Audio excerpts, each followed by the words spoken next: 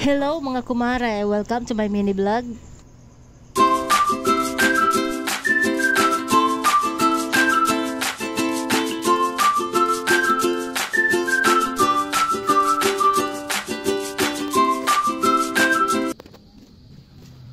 So ito na nga ang kaganapan sa aking Saturday rest day. Ayan, papunta ako ngayon sa labasan at ako'y bibili ng mailulutong pang-ulam ngayong hapunan namin. Bali yung bibilhan kong pang-ulam ay malapit lang dito sa aming boarding house.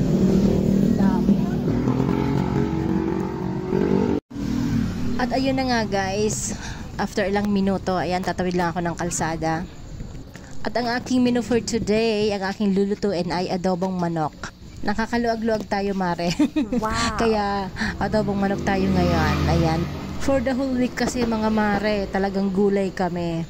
So ngayon nakaka-LL ng slight. Kaya mag-aadobong manok ako ngayon. So yung kinuha ko nga pala may patatas. Ayan, luya. And then sibuyas. Meron pa akong bawang sa amin kaya hindi na ako kumuha. Ayan yung ulam na manok. So yan na yung aking binili. Isang cup, meron na siyang toyo at suka. A few moments later.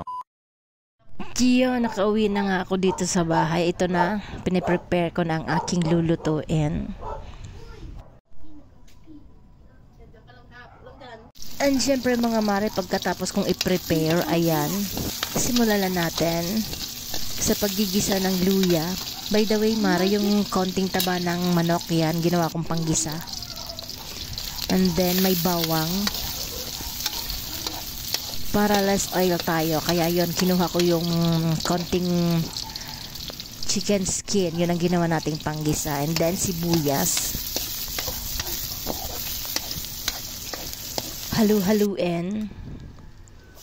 Then lalagay na natin yung manok pag naamoy na natin yung aroma ng sibuyas, bawang, and luya.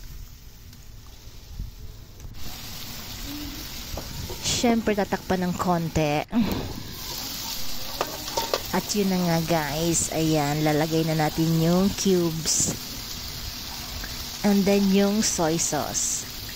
Dato puti, baka naman. And then syempre tatakpan ulit. And ayan na nga mga kumare, nanuot na yung soy sauce sa chicken.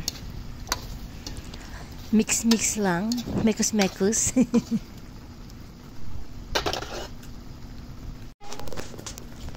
And then lalagay na natin yung oyster sauce, pampalasa. Konting tubig. And syempre lalagay ko na yung patatas. Kaya ako nilagyan ng konting tubig mga kumare para maluto yung patatas. And ito na nga mga kumare, malambot na yung ating patatas. Lalagyan ko na to ng suka. Depende na lang Mare kung paano nyo lulutuin.